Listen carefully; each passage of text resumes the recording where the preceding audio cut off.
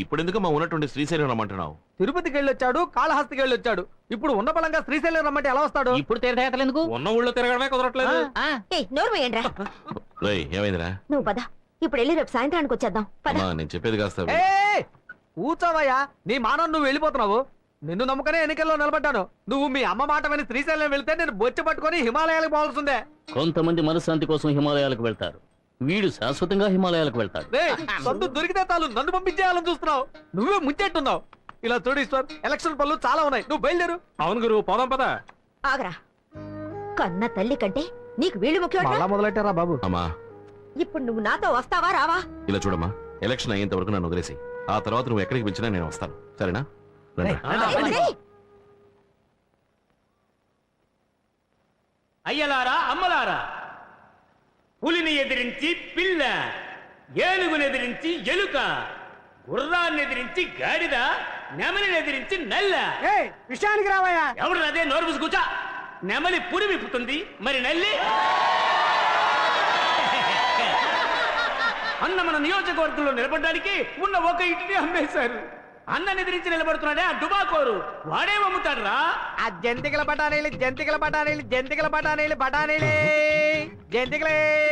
ఏందన్నా అభ్యర్థి బఠానీలు అమ్ముతున్నాడా? జంతికల బఠానీలు, జంతికల బఠానీలు, జంతికల బఠానీలే, జంతికల బఠానీలే. బఠానీల మేవాడు నిలబెట్టాడు. ఆ ఈశ్వర్ గాడు ఎంత మెంటల్. అన్నయ్య, వేడి వేడి అటు చూడు. జంతికలే. కాఫీ కాఫీ కాఫీ సొంటి కాఫీ కాఫీ కాఫీ సొంటి coffee coffee coffee coffee coffee coffee బఠానీలు, బఠానీలు బాబా, బఠానీలు, బఠానీలే. కాఫీ కాఫీ కాఫీ సొంటి కాఫీ సొంటి కాఫీ కాఫీ కాఫీ. మీరు బఠానీలు అమ్మచ్చు, సొంటి కాపీ అమ్మచ్చు, కానీ మా అన్న ఉన్న ఒక్క తోటని అమ్మేసి ఎన్నికల్లో నిలబడ్డారు. రేపు మా అన్న ఏర్పాటు చేసిన డాన్స్ చూసి మీరు అదిరిపోతారు. రాజు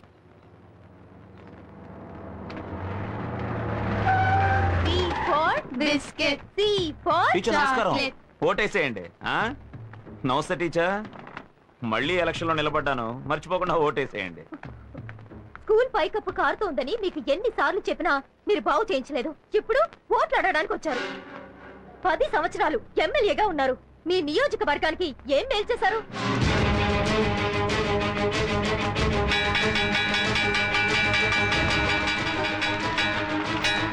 రాయ్ తలుపులేసేంట్రా.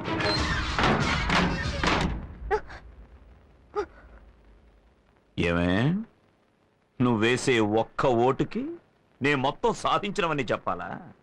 చెప్తా, లిస్ట్ రాసుకో.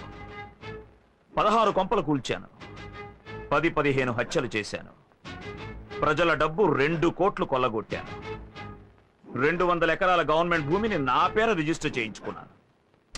ఇందులో దెబ్బతిన్న వాళ్ళు 200 మంది, ఊరొదిలి పారిపోయిన వాళ్ళు 300 మంది. ఇది కాకుండా నా విరోధులు 30 మందిని లేపేశాను, అందగత్తెలు 10 మందిని. ఇదే నువ్వు అడిగిన నా 10 ఏళ్ల సాధన. ఈ ప్రశ్నలు అడిగే పని నీ పిల్లలతో పెట్టుకో. నన్నడిగేవనుకో, మంటల్లో మసి చేసి విభూదిగా పెట్టుకుంటా. మీ టీచర్ అడిగిన ప్రశ్నకి వివరంగా సమాధానం చెప్పా. తప్పకుండా నాకే ఓటేస్తుంది, మర్చిపోకండి. మర్చిపోకూడదు. మన వాళ్ళందరినీ నేను కోరుకునేది ఏమిటంటే, అందరూ బాగా అలసిపోయి ఉంటారు కనుక ఫుల్లుగా తాగి మూసుకొని పడుకోండి. అన్నయ్య, ఉమ్, మనం ఇంతవరకు 40 లక్షలు ఖర్చు పెట్టాం. అందులో 3 లక్షలు పోస్టర్స్కే ఖర్చు అయ్యాయి. కానీ వాళ్ళు ఇంతవరకు ఒక్క పాంప్లెట్ కూడా పంచిపెట్టలేదు. అది మాత్రమే కాదన్నా, మన పేరు లేని గోడే లేదు. వాళ్ళు కనీసం గోడ మీద గీత కూడా గీయలేదు. ఇంకా నువ్వు మాట్లాడకూడదు. అయ్యా, మీరు వెళ్ళని సందు లేదు, దూరని ఇల్లు లేదు, చూడని మనిషి లేడు, అంతెందుకు పట్టుకోని కాళ్ళు కూడా లేవు.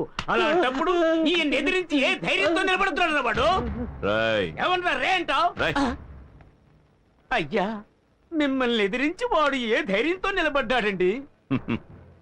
ఉట్టికెగరలేనమ్మ స్వర్గానికి ఎగరాలనుకున్నట్టు వీడు నన్నేమీ చేయలేడురా. పోయిన ఎలక్షన్స్ లో 1 లక్ష ఓట్ల తేడాతో గెలిచాను. ఈ ఎలక్షన్స్ లో మొత్తం 3 లక్షల ఓట్లు నాకే. అన్నా అన్నా, తెల్లతోనే బాంబు వేసేసాడన్నా. అంతా అయిపోయింది, కొంప మునిగిపోయింది. మీరు ఓడిపోవడం ఖాయమన్నా. రాయ్, ఏంట్రా వాగుతున్నా? నేనేం వాగట్లేదన్నా, ఆ టీవీ చూసి ఊరే బొగ్గుమంటోంది. వెళ్ళండి అన్నా, వెళ్ళి టీవీ చూడండి.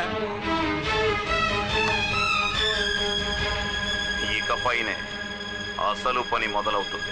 రాయ్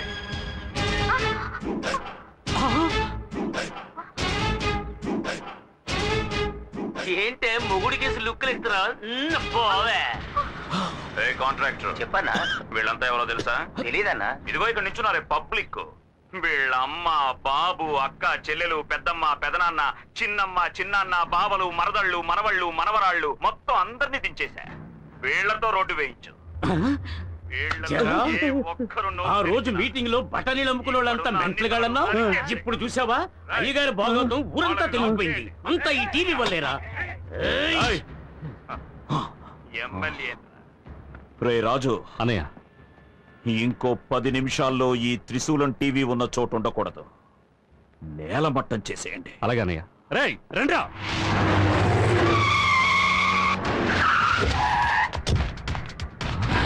త్రిశూలం టీవీ కొత్త చిరునామా నంబర్ 10 రాజీవ్ నగర్. అలాంటయ్యా, ఇక్కడ జరిగిన గొడవకి ఆ దుర్మార్గుడు భుజంగమే కారణం. నేను నిఖార్సైన వాడినయ్యా. ఈ దేశ ప్రజలకు ఏదైనా మంచి చేయాలనుకుంటున్నాను. నా కడుపు రగులుతోందయ్యా. నా ఉసురు తగిలి వాడు ఏదో ఒక రోజు ఖాళీ మాడి మసైపోతాడు, నాశనం అయిపోతాడు. అన్నయ్య లైవ్ లో చూపించి పరువు తీసుకున్నాడు రా. ఏం పీకుతున్నావు అక్కడ? అడ్రస్ మార్చేశాడు అన్నయ్య, వెతుకుతున్నాను. వెతికి పట్టుకుని వేసేయండి. క్షమించండి, త్రిశూలం టీవీ నెహ్రూ వీధికి మార్చబడింది. ఎలక్షన్లు అయ్యేంత వరకే వీళ్ళది ఓటు. అది పూర్తయ్యాక ఇవన్నీ పరమ వేస్ట్. ఆ తర్వాత నీ మెడ మీద వేస్తాను కత్తి వేటు. ఉన్నమాట చెప్పాలంటే వాడే వేశాడు మీకు వేటు. ఇంకా ఏం చేస్తున్నావురా? అన్నయ్య అడ్రస్ మళ్ళీ మార్చేశాడు. ఇది కాకుండా నా విరోధులు 30 మందిని లేపేశాను, అందగత్తెలు 10 మందిని ఆరు దుర్మార్గుడా. మంటల్లో మసి చేసి విభూదిగా పెట్టుకుంటా. తను కేవలం తీగలాగితే దాంతో మీ డొంకంతా కదిలిపోయింది. అయితే ఒకటి, తాను మిమ్మల్ని అవమానించడం కోసం అలా అడగలేదు. కెమెరాకు సూట్ అయ్యే ప్రశ్నలే అడిగింది. మీరు కొంచెం మేకప్ తో వెళ్ళుంటే బాగుండేది. మూసుకో.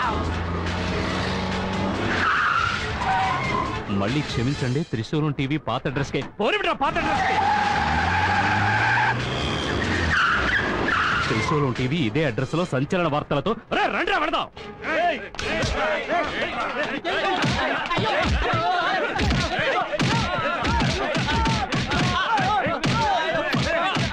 రేయ్, ఇవన్నీ చూపిస్తూ మా బండారం బయట పెడతావా? వదులుతామంటారా? మీ అందరినీ నరికేస్తా. ఇదంతా లైవ్ లో వస్తుంది. ఎన్నో హత్యలు చేశాడు, అందులో ఇది కూడా ఒకటి అవుతుంది. ఏందో పట్ట చూస్తా ఉండవు, పేరు తక్కువయ్యా.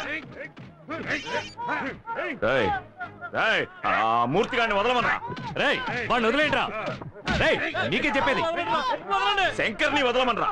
ఆ కోట్లింగాన్ని కూడా కోట్లింగాన్ని వదలమనరా. రేయ్, వాడిని వదలంట్రా. వదలంట్రా. రేయ్, నువ్వు ముందా ఈశ్వరుని వదలరా. వారికే చూస్తావేంట్రా? వదలమంటున్నానుగా, వదలు. అనయ్య, ఇక్కడ జరుగుతుంది నీకెలా తెలుస్తుంది? డైరెక్ట్ గా చూస్తున్నాడు చెప్తారా? నేను మాత్రమే కాదు, ఊరంతా చూస్తున్నారా. ఏమంటున్నావు అన్నయ్య? లైవ్ లో వస్తుంది ప్రత్యక్ష ప్రసారం. పోరా.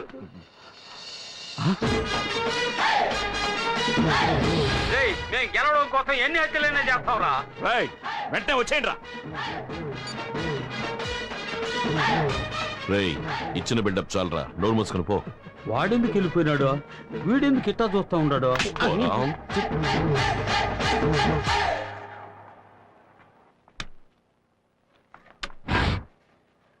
ఇండిపెండెంట్ అభ్యర్థి శివలింగం 17 ఓట్ల మెజారిటీతో ముందంజలో ఉన్నారు. నియోజకవర్గంలో రామ్మూర్తి 5,000 ఓట్ల మెజారిటీతో ముందంజలో ఉన్నారు. ఆత్మకూరులో భుజంగం 28 ఓట్ల ఆధిక్యతతో ముందంజలో ఉన్నారు. ఇప్పుడే అందిన సమాచారం, ఇండిపెండెంట్ అభ్యర్థి శివలింగం 47 ఓట్ల ఆధిక్యతతో ముందంజలో ఉన్నారు. అభ్యర్థి భుజంగం 8 ఓట్ల తేడాతో ముందంజలో ఉన్నారు. పశ్చిమ నియోజకవర్గంలో సుబ్బారావు 8,000 ఓట్ల మెజారిటీతో ముందంజలో ఉన్నారు. ఎన్నికల ఫలితాలు ఇప్పుడే అందిన సమాచారం. ఆత్మకూరు నియోజకవర్గానికి జరిగిన ఎన్నికల్లో భుజంగం 10 ఓట్ల మెజారిటీతో గెలుపొందారు. ఆయన సమీప అభ్యర్థి శివలింగం ఆఖరి నిమిషం వరకు ముందంజలో ఉండి చివరకు 10 ఓట్ల తేడాతో ఓడిపోయారు.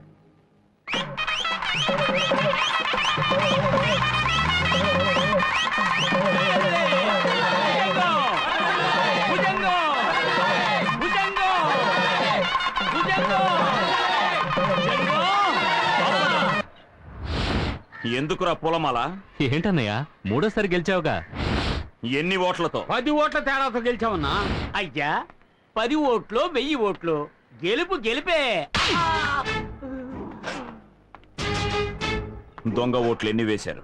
25,000 ఓట్లు అన్నయ్య. అవి వేయలేదంటే చెప్పరా, వేయలేదంటే ఓడిపోయి ఉండేవాళ్ళం. నేను ఓడిపోయే పరిస్థితి కలిగించింది ఎవర్రా? ఎవర్రా? ఈశ్వర్ అన్నయ్య. ఏంట్రా ఈశ్వరి రాయ్? ఆ పూలమాల అలాగే ఉంచుకోండి. వాడి శవానికి వెయ్యాలి. రాయ్ లాక్కురండి రావండి.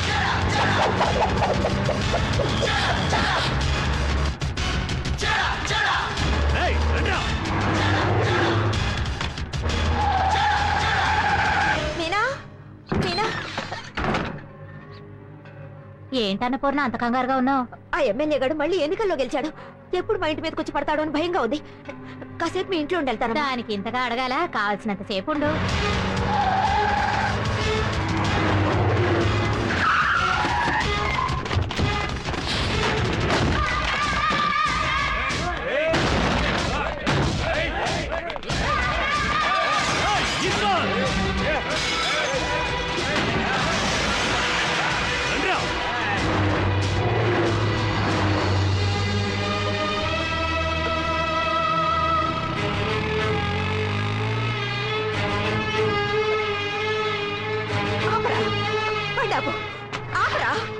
ఏంటబ్బా ఎక్కడ ఉన్నావు? నాతో బయలుదేరు. ఎక్కడికి? ఎన్నికలు పూర్తయ్యాక ఎక్కడికైనా నాతో వస్తానన్నావుగా. అన్నాను, అందుకని ఇలా ఉన్న నువ్వు పాడంగా ఇంకేం మాట్లాడుకు, నాతో బయలుదేరు. బట్టలైనా మార్చుకొస్తానమ్మా. ఏం అక్కర్లేదు, పద పోదాం. పోనీ ఎక్కడికమ్మా? శ్రీశైలం.